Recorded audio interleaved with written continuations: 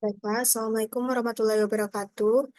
Perkenalkan, nama saya Widati Tarifiana dengan NIM 2310953027 dari kelompok 34 Praktikum Sistem Kendali. Nah, untuk kali ini saya akan menjelaskan video untuk responsi awal modul 2.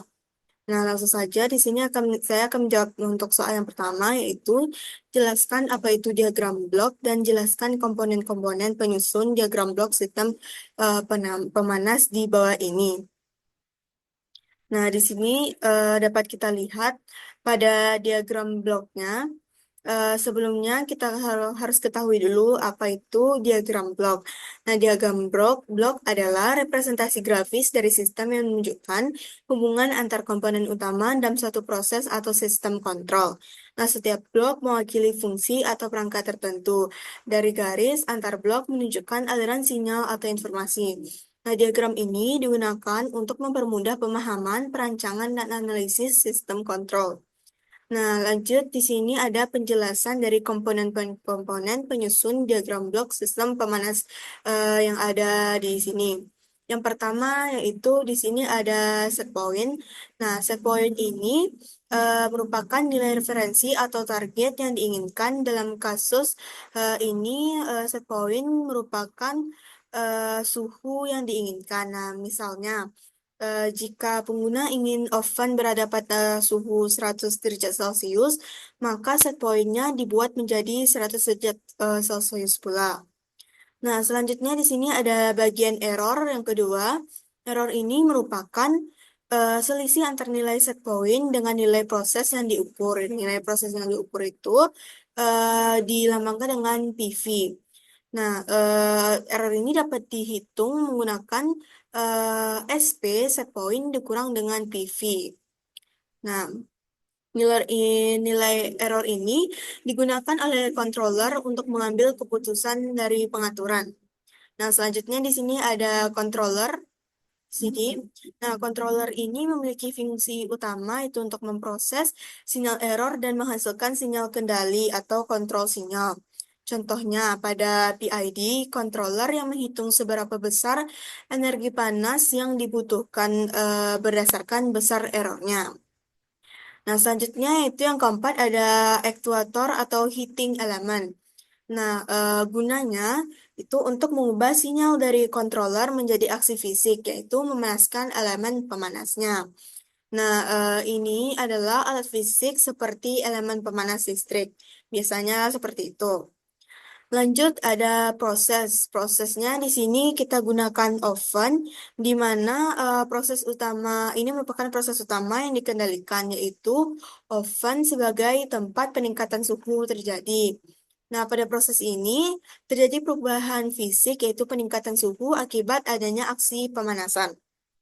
Selanjutnya di sini ada disturbances, di mana disturbances itu merupakan gangguan eksternal yang dapat mempengaruhi suhu oven. Misalnya, itu ada angin dari luar, bukaan pintu oven, atau fluktuasi tegangan listrik. Selanjutnya di sini ada control variable atau temperatur. Nah, ini yang kontrol variabel yang kontrol variabelnya itu ada temperatur atau suhu, yaitu besaran yang dikontrol oleh sistem yang dimana itu merupakan suhu dari ovennya. Nah, selanjutnya itu ada di sini ada temperatur sensor. Itu merupakan sebuah alat yang digunakan untuk mengukur suhu aktual di dalam oven atau dari proses variabelnya. Nah, sensor ini mengirimkan informasi suhu kembali ke controller sebagai umpan baliknya. Nah, yang terakhir ini adalah feedback. Feedbacknya berupa proses variabel atau PV tadi, di mana umpan balik dari sistem yaitu suhu aktual yang diukur oleh sensor tadi. Nah, PV ini digunakan untuk menghitung error dan menyelesaikan aksi pengontrol. Nah, maka berikut itulah 9 komponen dalam penyusun diagram blok sistem pemanas ini. Lanjut itu untuk soal yang kedua. Nah, di sini sebelumnya di sini kita dapat lihat contoh diagram blok yang lainnya untuk sebuah komponennya itu ada Di sini ada namanya garis sinyal yang ditunjukkan pada panah, lalu summing point, atau penjumlahan, lalu ada garis sinyal, ini juga ada garis sinyal, dan di kotak ini merupakan subsistem. Ini juga ada garis sinyal lagi, ini ada juga branch point atau percabangan. Dan di sini juga ada subsistem. Ini merupakan contoh diagram blok sederhana dari sistem Canali.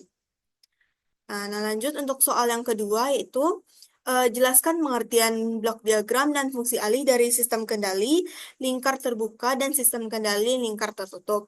Nah, pertama kita lihat dulu apa itu sistem kendali lingkar terbuka. Nah, sistem kendali lingkar terbuka merupakan sebuah sistem kendali yang tidak memiliki umpan balik. Nah, di sini dapat kita lihat contoh diagram bloknya. Sini ada input yang berupa RS dan outputnya merupakan CS. Nah, ini subsistemnya kita buatkan dengan GS. Maka fungsi alih sistem kendali lingkar terbukanya dapat kita hitung atau kita buatkan menjadi CS per RS sama dengan GS. Maka keluaran sistem kendali lingkar terbukanya menjadi CS sama dengan RS dikali GS. Nah, ini penting untuk sistem kendali lingkar terbuka di mana umpan balik atau feedback tersebut subsistem yang digunakan untuk mengoreksi sistem dengan proses pengembalian output ke input. Nah, itu dia umpan balik atau feedback. Selanjutnya itu sistem kendali lingkar tertutup. Nah, sistem kendali lingkar tertutup itu merupakan sistem kendali yang memiliki umpan balik. Nah, di sini dapat kita lihat diagram bloknya, contoh diagram blok dari sistem kendali lingkar tertutup di mana di sini inputnya kita buatkan RS, lalu ada summing point atau titik penjumlahan, lalu ada em, apa subsistemnya itu GS dan HS, dan kemudian outputnya juga kita buatkan dengan CS. Nah, maka dapat kita hitung fungsi alihnya dari menggunakan persamaan-persamaan. Nah, ini menggunakan penyederhanaan dengan dapat kita lihat di sini di mana CS-nya yaitu ES dikali GS. Di mana ES ini merupakan error dikali dengan GS-nya. Ya, dapat kita dapatkan beberapa persamaan yang nantinya kita hasil akhirnya kita dapatkan menjadi eh, keluarannya fungsi alihnya yaitu CS per RS sama dengan GS per 1 ditambah GSAS, sedangkan keluaran sistem kendali lingkar tertutupnya yaitu CS sama dengan GS per 1 ditambah GSHS dikali dengan RS. Nah, lanjutnya yaitu soal nomor 3 yaitu jelaskan apa yaitu konstanta pengali atau KP beserta fungsi dan pengaruhnya terhadap sistem kendali lingkar terbuka dan sistem kendali lingkar tertutup. Jadi pengertian konstanta pengali atau KP ini merupakan fungsinya itu merupakan nilai yang digunakan untuk memperkuat sinyal sebelum masuk ke plan atau subsistem. Nah, pengaruhnya sendiri yang pertama dapat kita lihat dalam sistem kendali lingkar tertutup, di mana dapat kita lihat letak konstanta pengali ini diletakkan sebelum subsistemnya. Di sini di mana bentuk diagram bloknya itu RS input, lalu KP, lalu GS, dan lalu outputnya berupa CS. Nah, fungsi alih nya dapat kita hitung menjadi CS per ES sama dengan KP dikali GS. Nah, sedangkan pada diagram blok sistem kendali lingkar tertutup, nah, KP itu juga diletakkan setelah summing point dan eh, setelah summing point tapi sebelum subsistem. Nah, maka dapat kita lihat diagram bloknya itu RS, lalu summing point, lalu KP, lalu GS berupa subsistem, lalu outputnya berupa CS, dan kembali lagi ke HS, lalu ke summing point lagi. Maka fungsi alihnya dapat kita hitung menjadi CS per RS sama dengan KP dikali GS per 1 ditambah KP dikali GS dikali HS. Nah, selanjutnya soal nomor 4 yaitu jelaskan apa itu pengendali PID dan jelaskan macam-macam variasi beserta persamaan dan diagram bloknya. Nah, di sini pengertian dari pengendali proporsional integral derivatif atau PID itu sendiri merupakan pengendali yang digunakan untuk memperbaiki performansi sistem melalui perbaikan respons sistem yang dihasilkan. Nah, terdapat 6 tipe dari pengendali PID ini. Sekarang kita lihat yang pertama yaitu ada pengendali proporsional. Nah, pengendali proporsional ini digunakan untuk memperbesar penguatan dan mempercepat respon transien menghasilkan output yang sebanding dengan inputnya. Nah, di sini dapat kita lihat diagram bloknya ada summing point, lalu ada errornya atau IS, lalu ada KP dan outputnya berupa US. Nah, hubungan antara sinyal error E dengan sinyal kontrol U dalam domain waktu dapat kita lihat itu UT sama dengan KP dikali ET. Nah, dalam domain Laplace dapat ditulis juga menjadi US per ES sama dengan KP. Nah, untuk lebih mempermudahnya, di sini dapat kita lihat dalam tabel di mana pengaruh mengendali P ini dapat kita lihat dalam beberapa kondisi, dalam 3 kondisi, di mana jika KP-nya diperkecil, maka respon sistem akan semakin lambat dan rise time-nya akan semakin lama. Ketika KP diperbesar, respon sistem akan semakin cepat dan rise time-nya akan semakin singkat. Sedangkan ketika KP-nya terlalu besar, respon sistem semakin tidak stabil atau terjadi overshoot atau osilasi yang terlihat jelas. Nah, maka di sini penting bahwa nilai KP dapat diukur sedemikian rupa untuk mengurangi steady state error tetapi tidak menghilangkannya. Selanjutnya, tipe yang kedua itu pengendali integral. Nah, pengendali integral ini digunakan untuk menghilangkan steady state error. Itu untuk menghasilkan output lebih besar atau lebih kecil ketika error input sama dengan 0. Nah, diagram bloknya dapat kita lihat hampir sama dengan tadi, tapi bedanya di sini kita menggunakan KI per S. Nah, nilai error E-nya diumumkan sebagai laju perubahan sinyal kontrol U, di mana dapat kita tulis dengan DUT per DT sama dengan KI dikali ET. Nah, kemudian dapat kita integralkan kedua ruasnya sehingga kita dapatkan UT sama dengan KI integral T sampai 0 ET DT.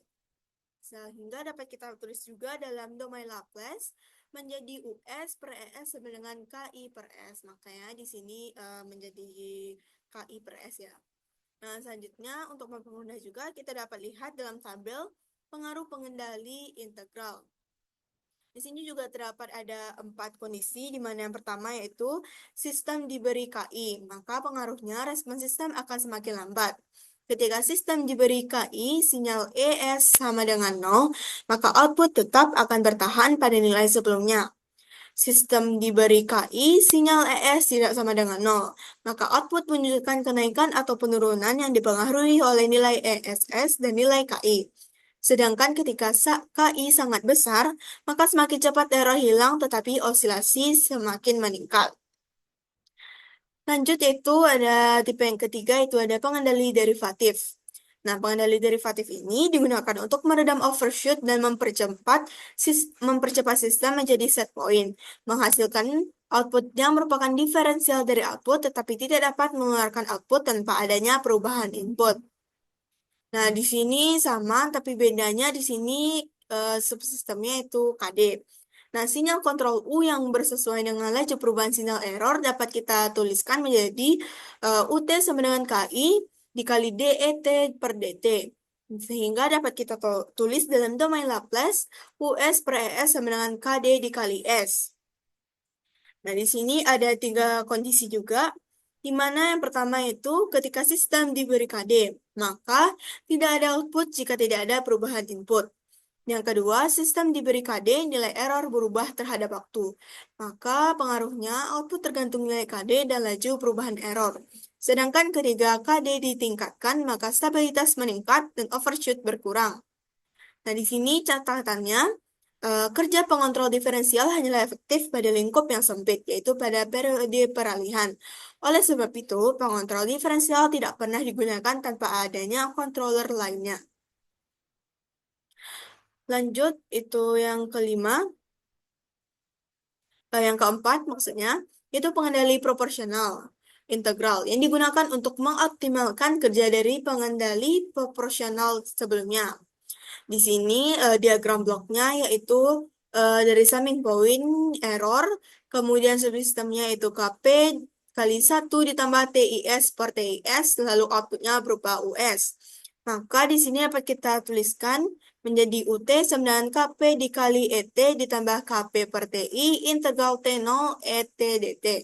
Dengan KB-nya adalah suku penguatan proporsional dan TI-nya merupakan waktu integral. Nah, sehingga dapat kita tuliskan pula dalam domain Laplace, US per ES sama dengan KP dikali 1 ditambah 1 per TIS sama dengan KP, sehingga dapatkan KP yang dikali 1 ditambah TIS per TIS.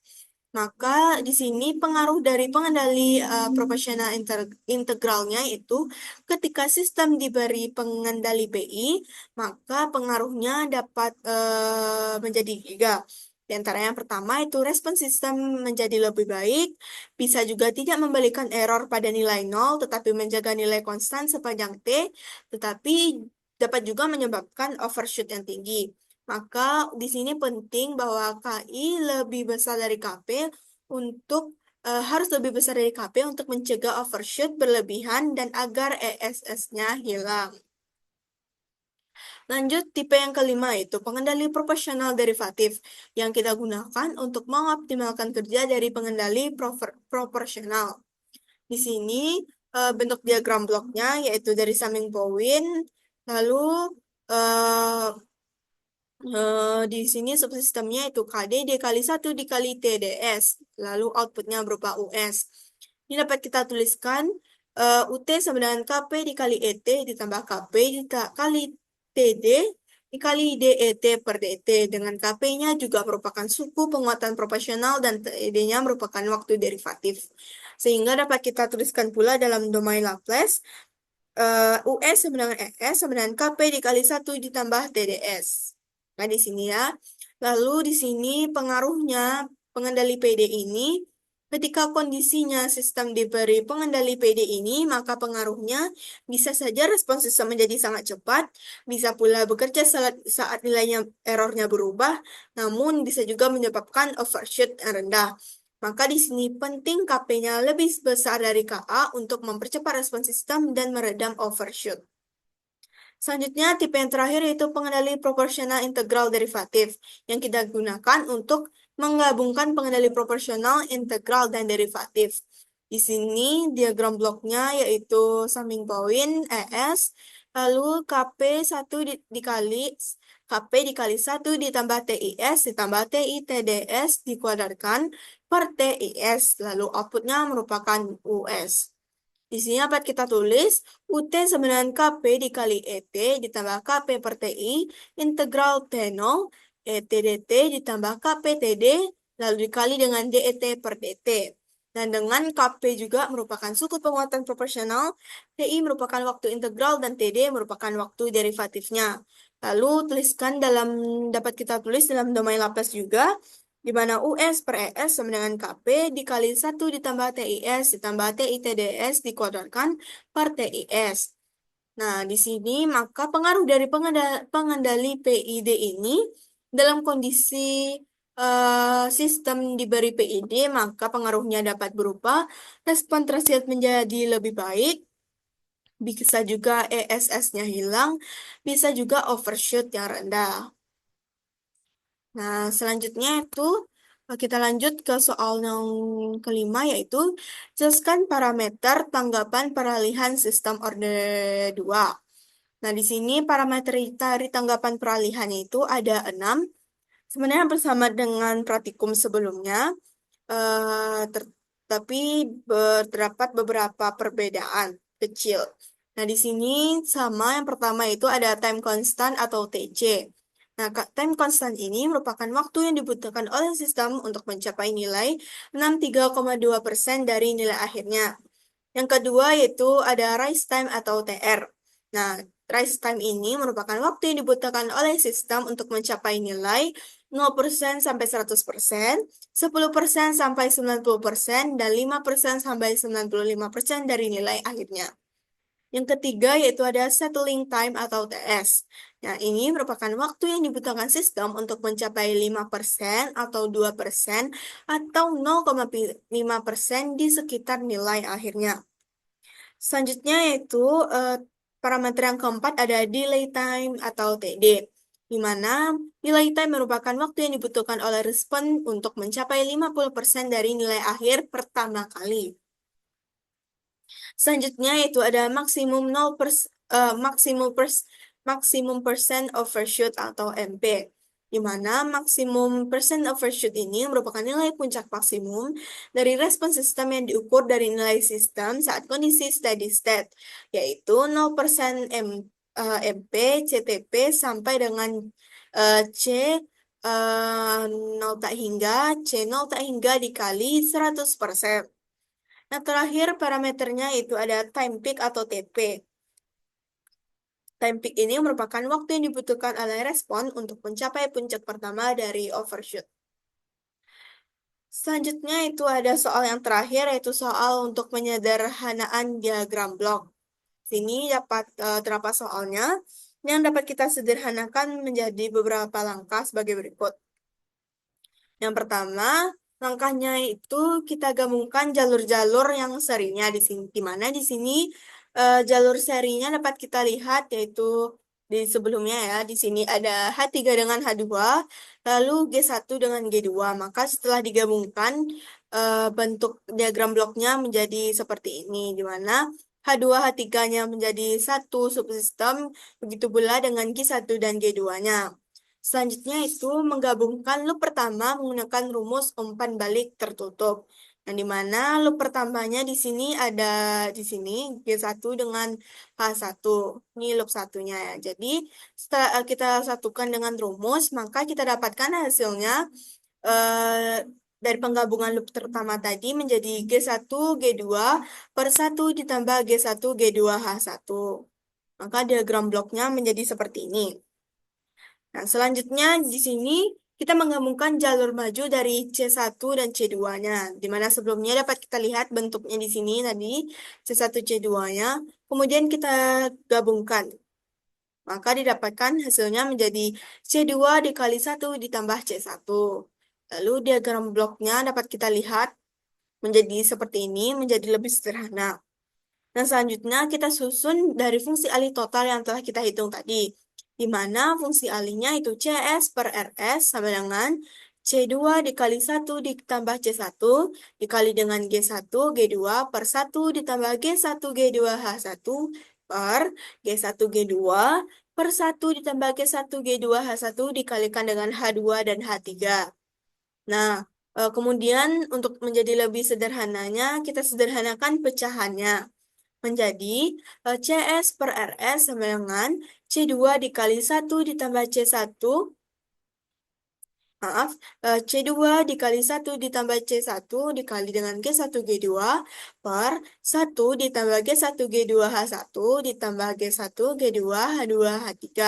Maka didapatkan fungsi alih dari sistem diagram blok ini menjadi CS per RS sama dengan C2 dikali 1 ditambah C1 dikalikan G1 G2 per 1 ditambah G1 G2 dikali H1 ditambah H2 H3. Maka bentuk akhir dari diagram bloknya menjadi seperti ini. Nah, sekian yang dapat saya sampaikan. Maaf apabila ada kekurangan. Terima kasih untuk perhatiannya. Assalamualaikum warahmatullahi wabarakatuh.